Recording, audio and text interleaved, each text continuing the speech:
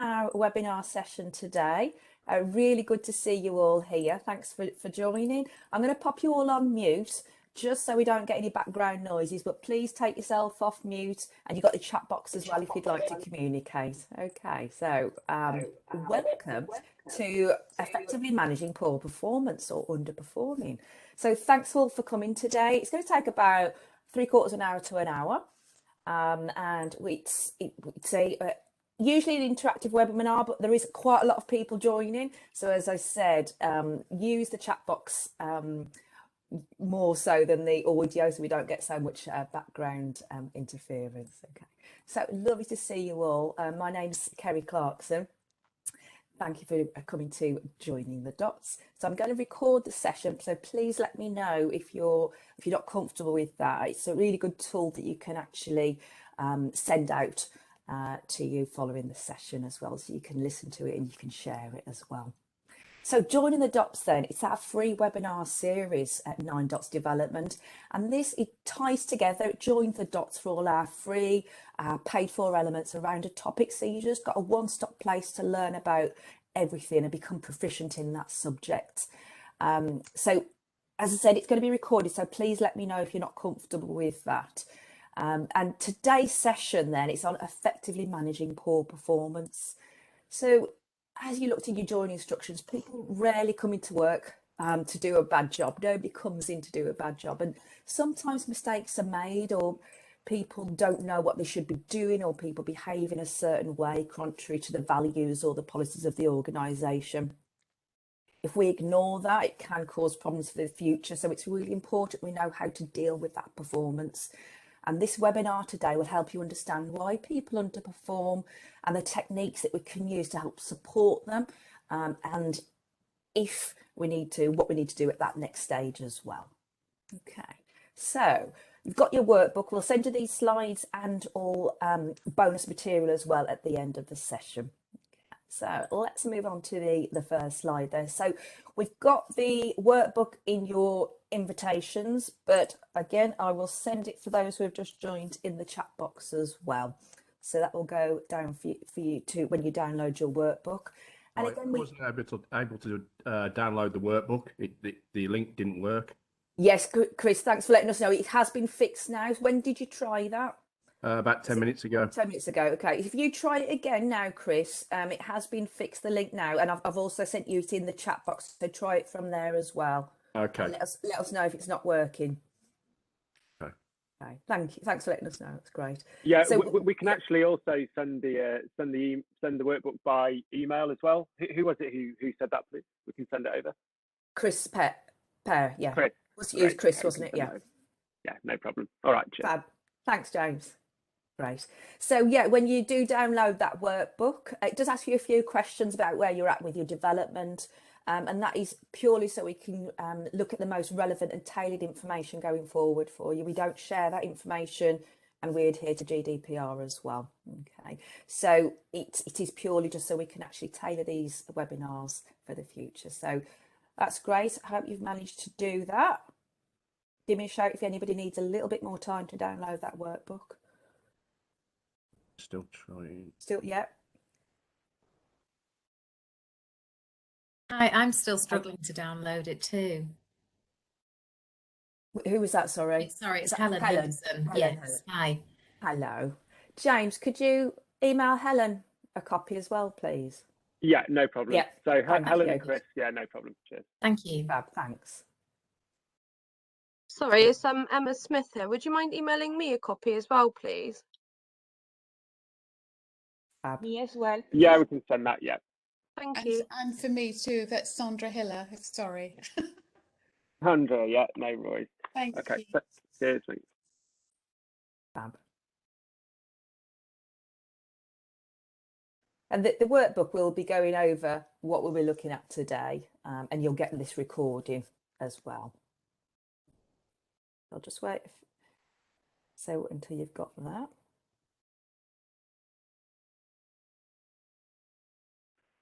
And I'll be sending links. They should be coming over on email now. Thank Fab. you. Thanks, James. That's great. And if you keep an eye out in the chat box as well, because I'll be sending you some links for useful materials as well going forward. So, as I mentioned at 9 Dots, then we offer a variety of different services like today's free webinar session and our daily blog, which is a helpful resource for teams and those in HR who are responsible for training. It's currently being rebranded, the daily blog, so watch out for the launch for that because you'll get updates, daily updates and useful information and top tips. And also we've got free webinars like today, and we've got I've got the links for those for the next 2 that are coming up as well. We'll also offer tailored and bespoke training where we will listen to your needs and then design something around your needs. And those kind of training sessions are much more interactive. There's a lot of networking that goes on, lots of activities. And also we offer 95% government funded apprenticeships as well, such as in leadership and management, business administration, customer service, HR. So I'll send you the links in the chat box for those as well. And if you want any more information about those, we can get in touch with you and explain how we can support you in those areas as well. Okay. So just while some of you are still downloading that workbook, I will send you those links as well. So if you just bear with me.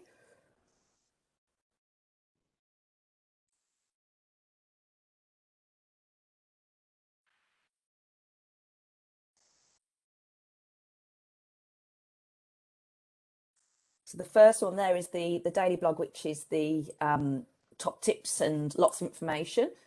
The second one there is the ongoing free webinars that we offer.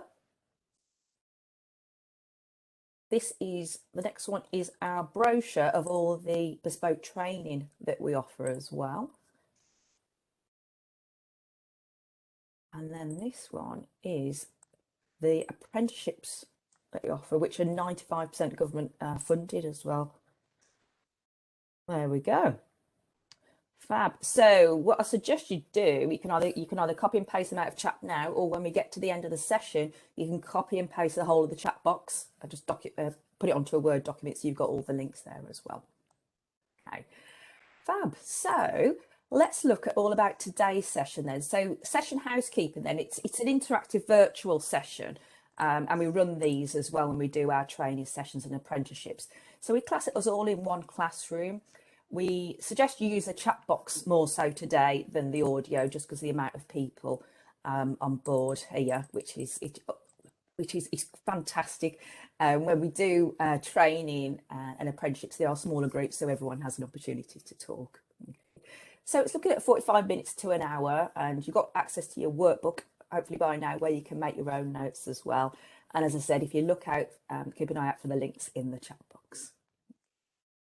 Can everybody see and hear me and can see the chat box as well? If you just let me know if you're not receiving those in your chat box. Great. Okay then. So let's look at the objectives then. So as I said, people rarely come into work to do a bad job. So we have to really identify and work with our people to identify the reasons for the underperformance. What are the underlying issues? And then we look at how can we manage that underperform? How can we motivate them? And then what do we do when we actually need to plan for performance management? So when I talk about performance management, what springs to mind? Sometimes it's that negative connotation. Even when you think about having a one-to-one or an appraisal, some people automatically think, or giving feedback even, some people automatically think it's a negative thing, but it's actually what we should be doing to support our people. Managing the performance and development of our people shouldn't be viewed as a one-stop shop, as an objective setting exercise or an end of the year review, but more of a year-round ongoing conversation that includes, yes, the monitoring, but also really constructive feedback, different activities, regular one-to-ones. So when it comes to their appraisal, we've actually done all the back work. It isn't a real chore and it's not a surprise to them if they have an underperforming rating, because we've worked with them throughout the year and supported them. It's not fair to rate somebody as underperforming if we've actually not shown them what they should be doing. They might not know what they should, that they're doing something wrong. So we need to be doing that on a month-to-month at least basis. So let's think about the different activities that could support performance management then. So it can be the objective setting right at the start, but there's so many other things that are involved in that.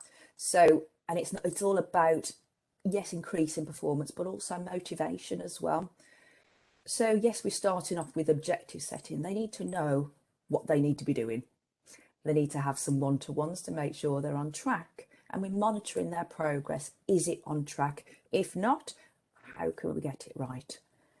Making sure that they are receiving continuous feedback, and we're having those development discussions, not just when we get to underperformance, but how can they even be even better in their role?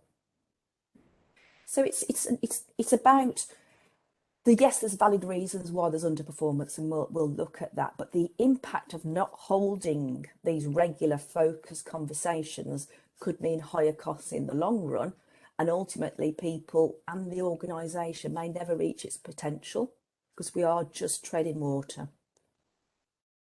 What I'd like you to do is, following the webinar, is really reflect and think about how performance is monitored and managed at your organisation. How is that recorded? How is it measured? And how many of the activities in that diagram are done on a month-to-month basis? Okay, are we supporting our people enough before we get to the underperformance part? So let's think about how we identify underperformance.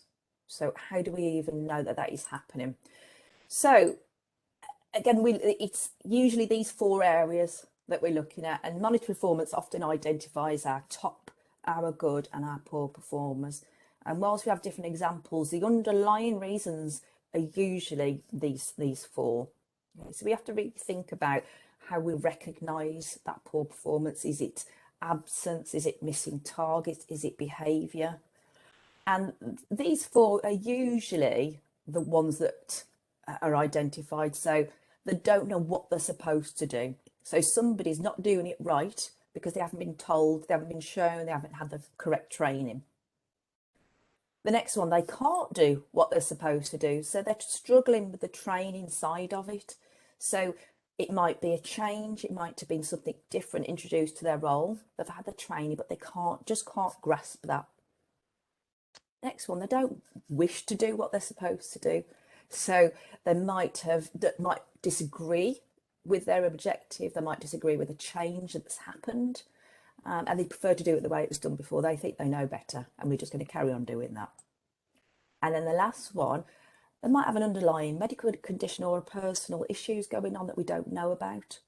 There could have been some medical diagnosis recently. They might have had a baby. Something is going on that we don't necessarily know about. Okay.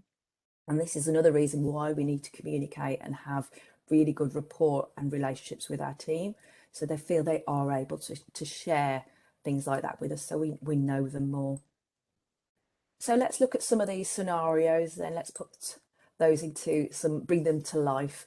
So first example here then, James has been fixing computers for clients for many years. The organisation has recently implemented a customer survey for customer service and fixed rate. He's scoring well on fixed rate, but not customer service. Okay. And things like this then, he's probably just not been told. He's never been told how to do it right, how to do customer service. We've introduced a new measure and he's not been told about how to do customer service skills. So it's telling him, oh, by the way, this is what you're being measured on now, and training him to do it. Second one then, Tony works hard and recently there's been a process change. She keeps making errors, and despite retraining, she keeps continuing to make the errors. So here then they're struggling with the training side and can't grasp it. So even though the trainers have showed her this is how it's been done, not able to do it even though it's part of the role. Okay, so it's a gap analysis. So we'll look at what areas do we need to help Tony on, and then it might actually come to a performance improvement. It might be that she's unable to do that job anymore. Next one then, Simon is a top performer. He's been asked several times to follow a new process of providing the supervisor with the end of week figures. He did it once, but he hasn't done it again since. So here then it looks like they know what they're doing, but they're choosing not to do it. So they might not necessarily agree that they should be doing it every week. So he's shown that he can do it because he's done it once. So here we're looking at providing feedback and follow up. And if they still don't do it, we're looking at maybe the disciplinary action side, the conduct issue. And the last example then, Sadiq's a good worker, but last week he was late for 3 occasions, but he's apologised each time. So here then, something's going on behind the scenes. It's likely to be some kind of personal issue. So we need to look at maybe doing some temporary adjustments, flexible working, and involve HR as well. So you can see if we were treating different examples the wrong way, we could actually alienate and demotivate our teams even more. If we continue to train Simon, even though he knows it's the wrong approach, if we keep telling Sadiq, this is what you need to do, this is what you need to do, it's not going to change the behaviour because something is going on behind the scenes. So we really need to investigate and find out what is happening. So actually managing the underperformances. So we've identified it. So what do we need to do? So as we said, if we leave these problems, it's going to fester and get worse. But we really need to think about what are the advantages of doing something, of actually dealing with this head on. So absolutely benefits and advantages. Our employees are going to be much more motivated. They're going to have job satisfaction. They're going to want to come into work and do a good job.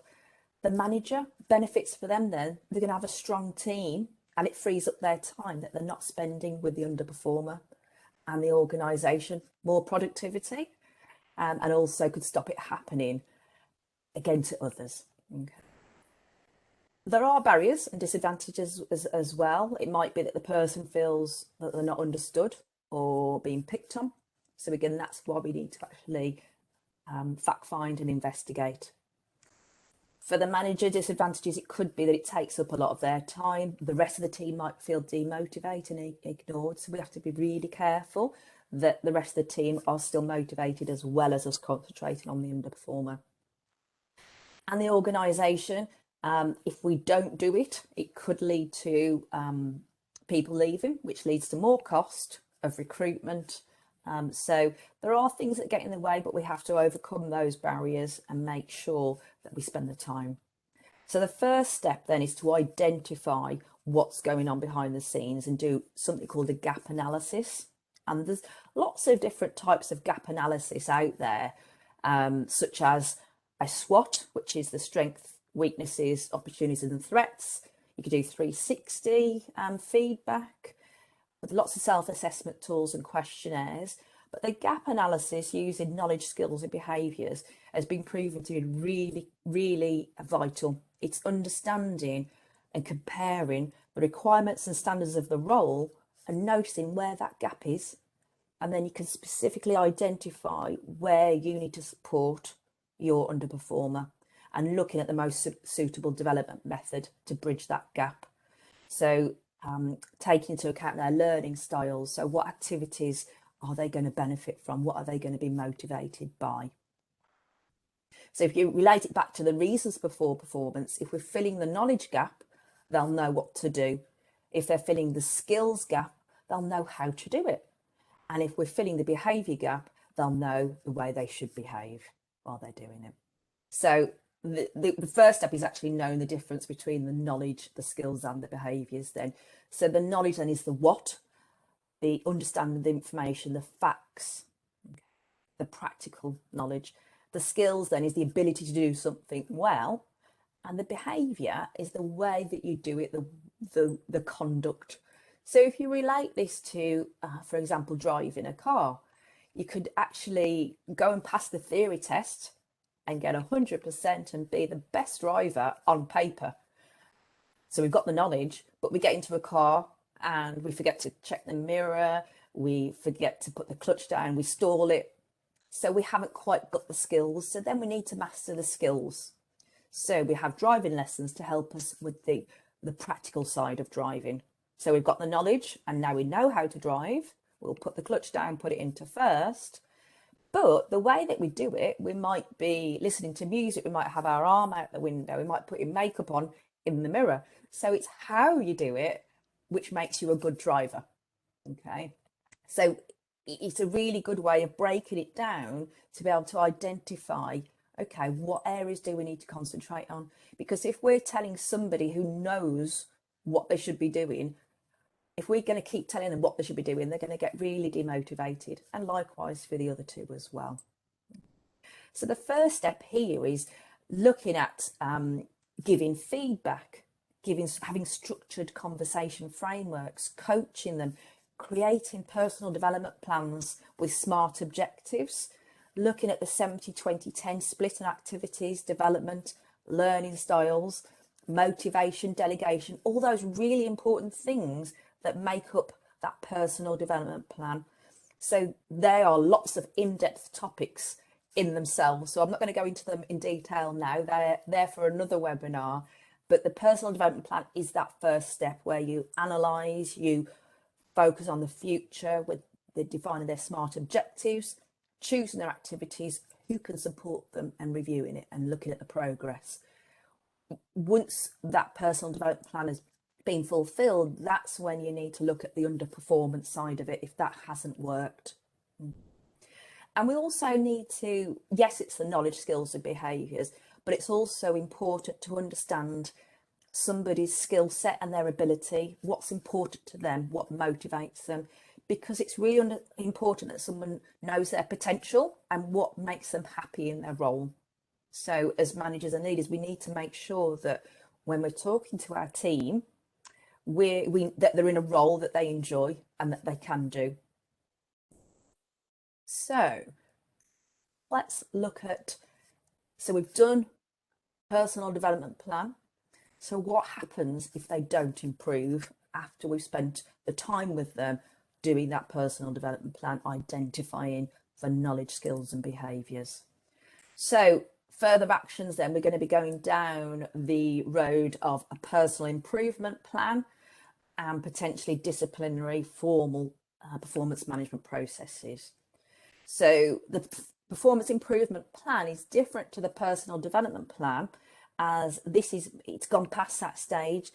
The PIP or personal improvement plan is a specific area to concentrate on and improve as part of your role.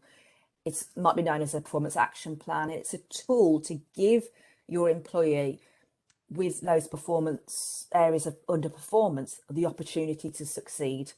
So it addresses the areas that are specific to the underperformance.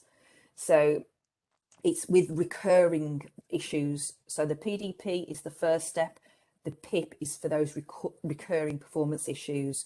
So you need to make sure there's formal documentation, looking at those issues, a clear list of goals that will help them succeed, timelines, who can support them, so they have a chance to improve. So we need to make sure that there's dates involved, the current performance with measures, the required performance, the support provided, and any review dates and comments. So it's really important before we move on to this stage that this stage has been exhausted. And when we get to this stage, it's much more serious. The documentation has to be spot on with dates, as HR are potentially going to be involved to give you support and guidance, and for the employee as well, they need support and guidance. We have to give them that opportunity to improve, which is through the PDP and the PIP. We want them to do a good job. It's not setting them up to fail. It's making sure that we give them every opportunity. We give them that improvement period, that time, and then it may well get to verbal written warnings. But remembering these have time limits on that can expire. Accompanied meetings, making sure that our underperformer has got that support, making sure everything's documented, that they know that they have rights to appeal, and thinking about dismissal as the absolutely last resort. What other options are available, like demotion, other jobs potentially that are available if it is that job is no longer a fit for them. So there's just lots of different avenues available before we get to that point. So I hope that's giving you some ideas about underperformance and top tips to deal with it. I've got some links as well to send you, and we've got lots of bonus material as well. But I have got a favour to ask you. So I'm going to launch a poll in a moment, very short, just 4 questions that I ask you to fill out. And you'll also get a feedback email sent to you after the session as well. So I'm just going to launch that poll now. And if you could do that for me while I just go through the next few slides. So that will be coming out to you now. So we've got a 5-minute limit on there for the time. So if you could start filling that out for me, that will be fantastic. Thank you. So let me just go on to here. So while you're filling that out, I'm just going to tell you about this bonus resource pack that you're going to get. So there's lots of articles in there about underperformance. We've got lots of links that will help you with lots of top tips, ideas about those personal the improvement plans, and also the next steps if we are going down that formal procedure route. In your bonus pack as well, it will also give you some recommended training programs. So as I said, it's joining up the dots from the free webinars, going on to paid for training, and also looking at the apprenticeship side of it as well. Okay. There'll also be some links to some videos and books as well. Also a free consultation opportunity and a recording of this session. So just a reminder of those links that I sent earlier on. We've got the blogs here, your webinar Joining the Dots, which is what sessions from today and the ongoing sessions. The training brochure shows all the types of training that we offer, and also the apprenticeships, which are fantastically government funded for 95%. So I'll send those links again in a moment, but I just want to tell you about the up and coming ones. So the next 2 sessions then, 9th of December, properly motivating those who you manage. And on the 13th of January, uncovering and overcoming unconscious bias with your staff as well. So again, if you can sign up using that link for the next 2 webinars as well. And I will send these links out to you as well. I can see there's a few questions in the chat box as well. So if you just bear with me. So John, we've got, how do you monitor effective performance as you describe when staff are working remotely? And absolutely, John, it's a big challenge, isn't it? Because lots of people are remote working at the moment.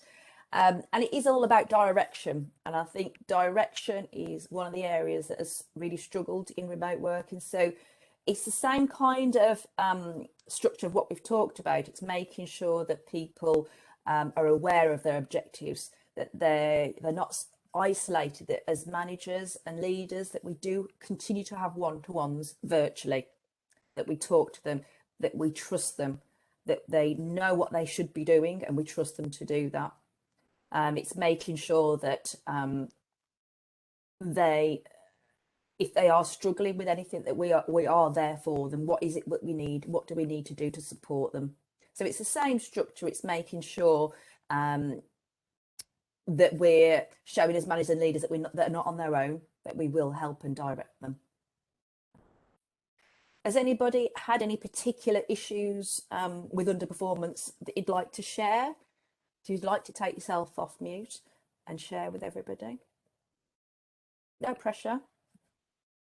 It might be a good opportunity to get some top tips.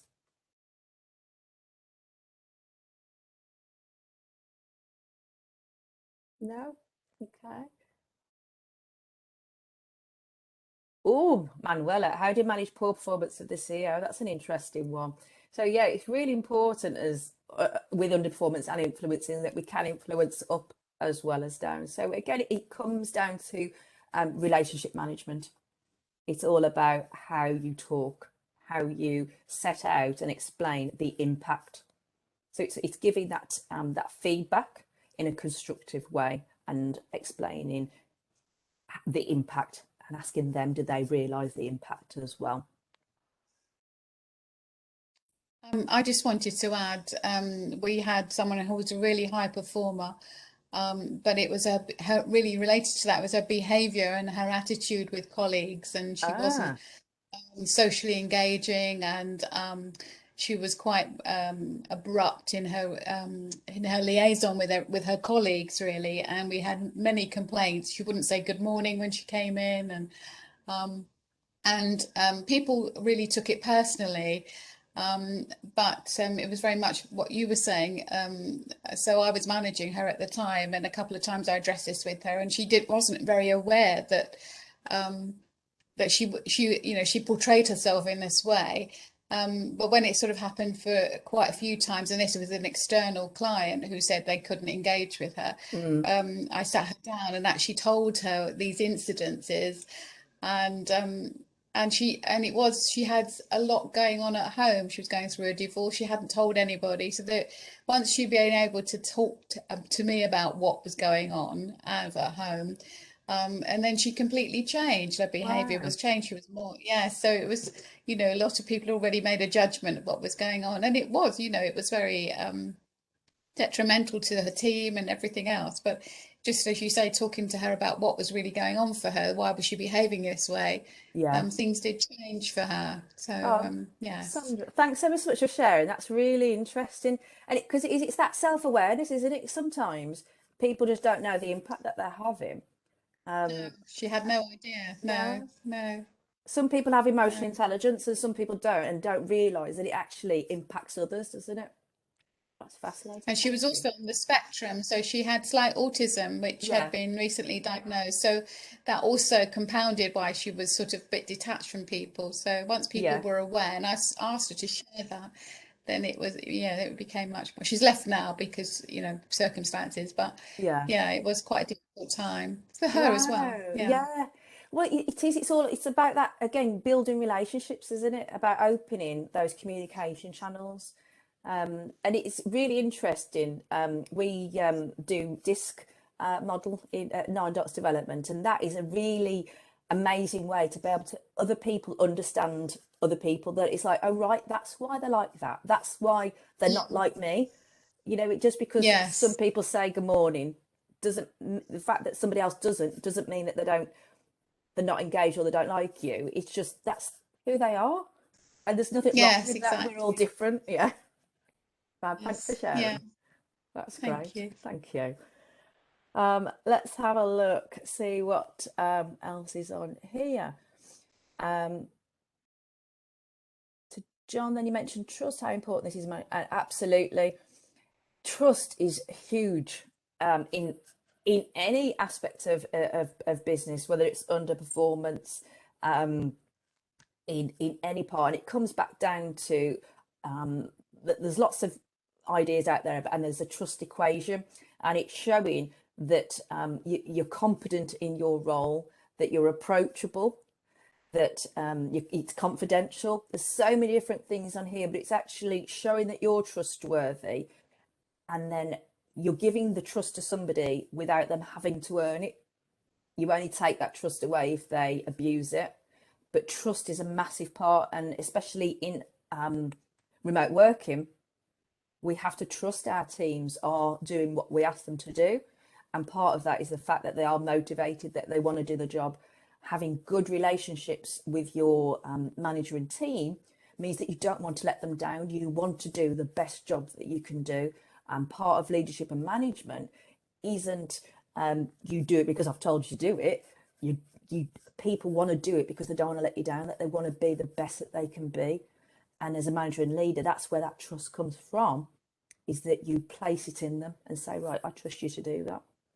And knowing the best way to manage them, is it micromanagement and need direction if they're new in the role, but macro management at the other end of the scale, that you're great, it shows that you trust them, that you delegate things to them, but does that person feel abandoned? You might think that you're doing them a favour, but it's having that balance of trust as well. Eliza, how do you encourage team leaders to be critical of their staff performance towards HR?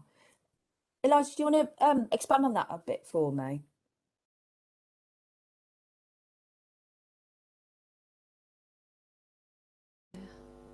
Now you can hear me. Yes, thank you. Good. Yes, so I'm trying to generalize this a little bit, but we do have quite remote teams due to the fact that they are kind of like scattered all over the city. So we don't have this very close interaction. So it's almost like remote working. Yes. And we encourage our team leaders to do the PDRs with their teams. So really have like this one-to-one feedback and develop with all of their teams, so to say, plans and objectives, etc. But we do have occasionally that we only, or I as HR only get very positive feedback back. Yes. And then there are the rumors in the background where I get not so positive feedback. And so it's really like this kind of like mental of being very, very positive towards HR because everybody's afraid that something is going to happen. So I would like to encourage team leaders to be more critical if necessary. And towards their staff performance. And so I don't really know how to encourage that. I think it comes back down to feedback, and also it's making sure that performance is about stretch performance as well, and people reaching their potential and doing more than whatever they thought they could achieve. So it's making sure that people, they don't stand still in their roles. So giving constructive feedback, and we've got to be careful with our words as well, that it's not, although a SWOT analysis has got the word weakness in, it's not a weakness, it's a development area. So it's making sure that giving feedback of staff performance, not using the word critical as such, but using a developmental and say what you could do even better, and a stretch performance. So it's giving feedback about what you could do even better. So although saying critical towards their performance, say if somebody isn't performing, it's saying, okay, so what I've noticed, so using a read feedback, adult to adult conversation, so with respect, you have evidence, which is the E part. So what I've seen is we're down 10% on our figures from last month, which is the evidence. And then you ask them a question, what's the reason behind that? What's happened? And then so what are we going to do about it? Okay, and what support can I give you? So it's about making sure that it's constructive rather than a critical side. It's like, right, what are we going to do even better? Okay, so does that help, Eliza? Yes, absolutely. Thank you very much. Great, thank you. And Brinker then is including room for improvement only one-to-one considered to. Again, Brinker, it's how it's set up. I think room for improvement is always like, right, what are we going to do next? It's having this ongoing development plan. So it's not a PIP, it's a development plan. So you're always stretching, you're always growing. It's always, I don't know if you know about Covey's 7 Habits of Highly Effective People. One of those was sharpening the saw. So it's always keeping yourself at the tip top of your role. So if we all stand still, we're not going to be at the best of our roles. So it might be in a one-to-one saying, so let's look at your development plan. So where are you with that? That's what it could be. It doesn't have to be a critical approach. It can be, right, so let's, and a great way of doing that is getting them to do their one-to-one.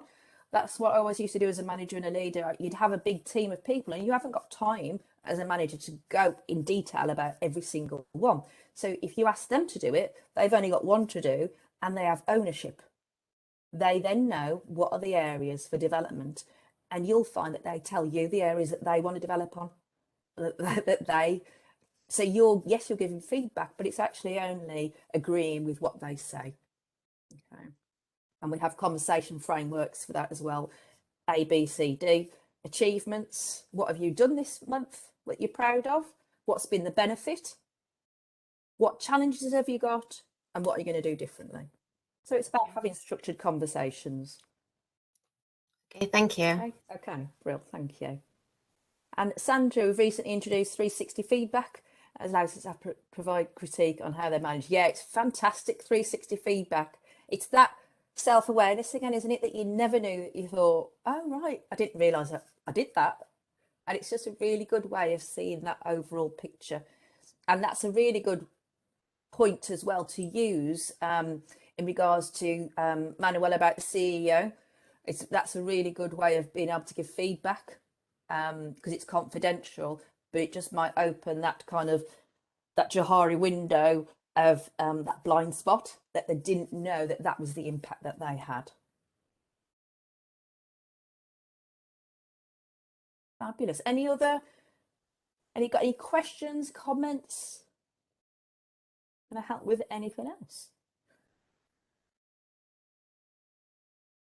No?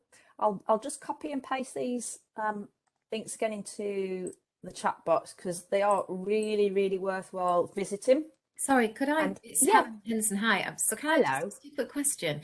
Of You course. mentioned earlier the 70-20-10 plan. Yes. Can you just tell me a little bit about that? Yeah, of course. Thanks for asking, Helen. Yeah, so the 70-20-10 is if you're looking at a development plan, previously, and I was going to say then in the olden days, people would be sent on courses and, oh, you need some training on that, go on a course. And that's what the formal training used to be. But what we're looking now, the 70-20-10, the formal training should only really make up about 10%. 20%, what the 20 is, the social learning. So the shadowing, the buddying up, learning off others. And then the 70 is actually on the job learning. So actually, this is why the apprenticeships are so perfect for it, because that's what you do. You're learning while you're doing the job. You're actually putting that learning into practice while you're doing it. Thank you. Thanks. Pleasure. Really fascinating. There's lots of information on that, but yeah, it's kind of got on its head. It used to be the other way around, that you'd have to be totally qualified in a role before you even applied for it, whereas now people learn much more on the job. So I've just sent you a link about the blog, so that'll be being rebranded. So if you want to sign up for the blogs, and then this is the link for you to sign up to the next webinar, which will be coming on in December. This is the link to show you about all the training that we do. So a few things that I've mentioned there, like the read feedback model, PDP, 70-20-10, the conversation frameworks, all things like that that we cover in the training sessions. And then the apprenticeships, which are 95% government funded. Fantastic. Let's send you that one. And again, we do that in lots of different topics like leadership and management, customer service, HR, business administration.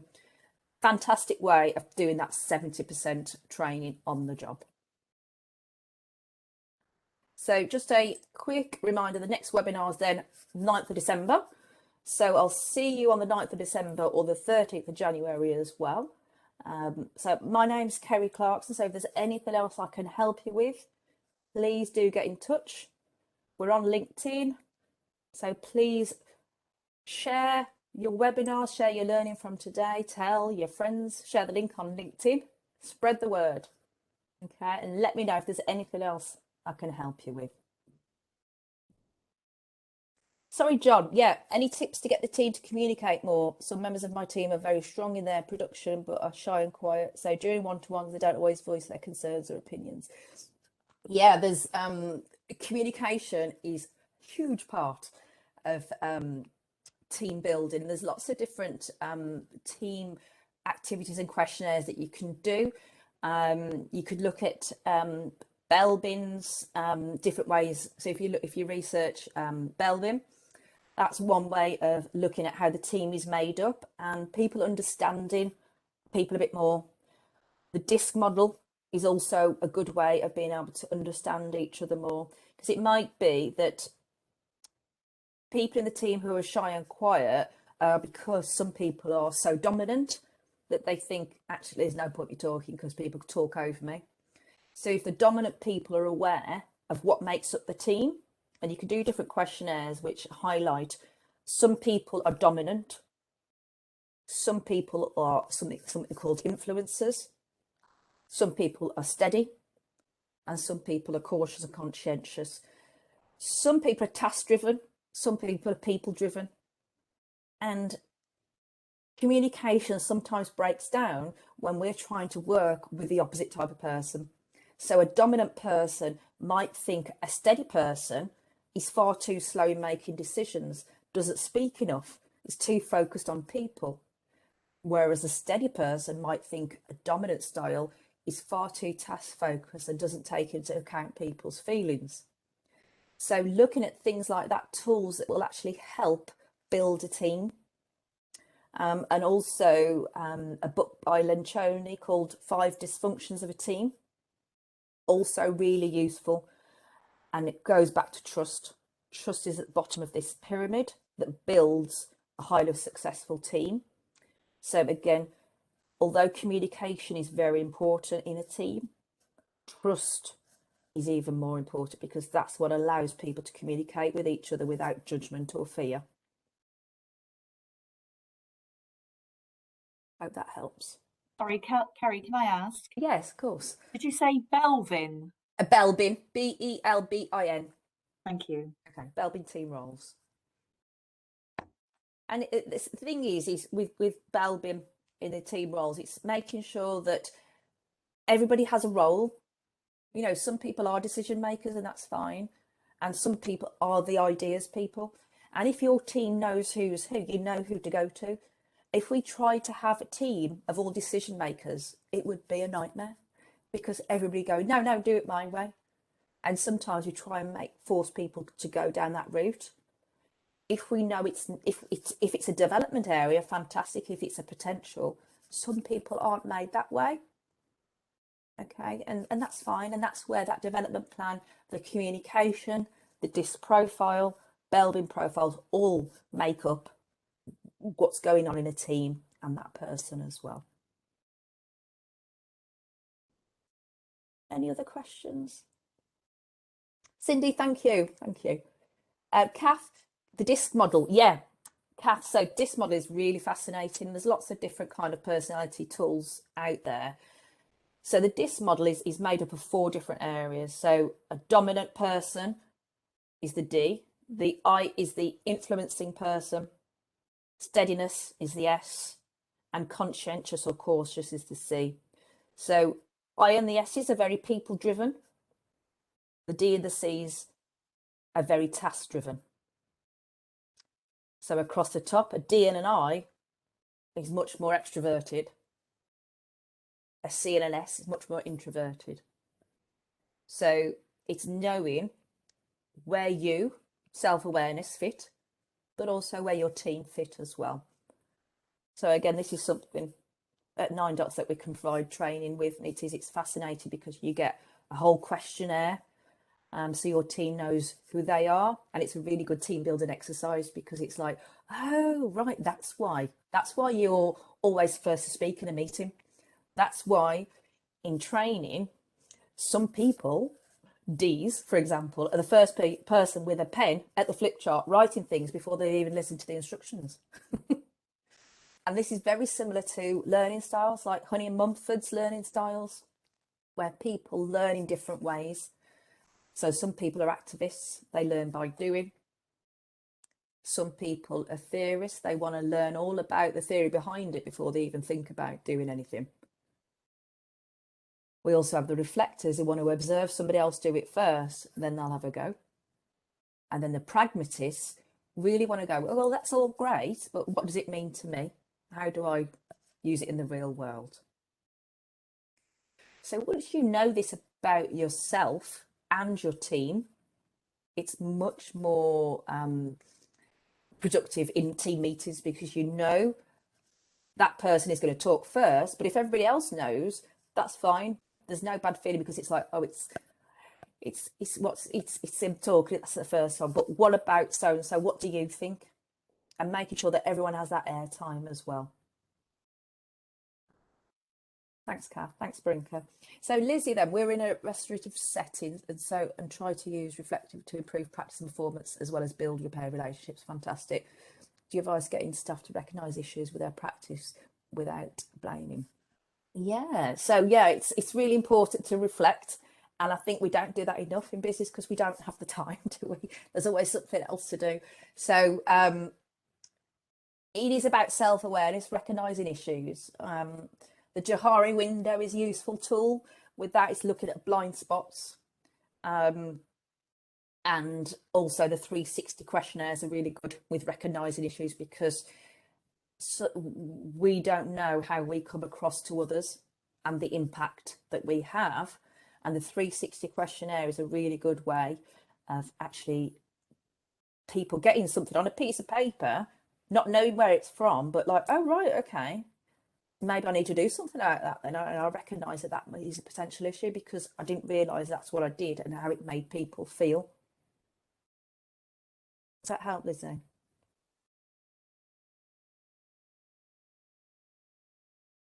And again, yeah, with feedback and all those kind of things like the 360 and SWOT analysis, all those things, there's no blame involved. It is literally, what can we do? And that the 5 dysfunctions of a team is about making sure the team are all on board. It's nobody's fault, but let's rebuild. What do we need to do? Right, thanks. Anything else, guys? Anything else I can help you with? You're going to get some information, as I said, that bonus material. So have a look through that, and then give us a shout if there's anything else we can do. And hopefully I'll see you on the 7th of December for the next session. Brilliant. Thank you. Thanks for your time today. Thanks, Sam. Cheers. Thank you. Right. Thank you, guys. Cheers.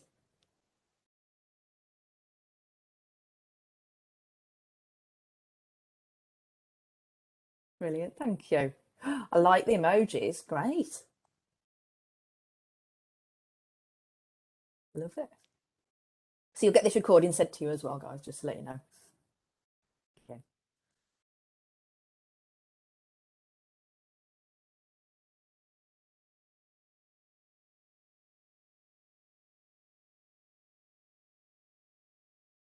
Right. Thank you.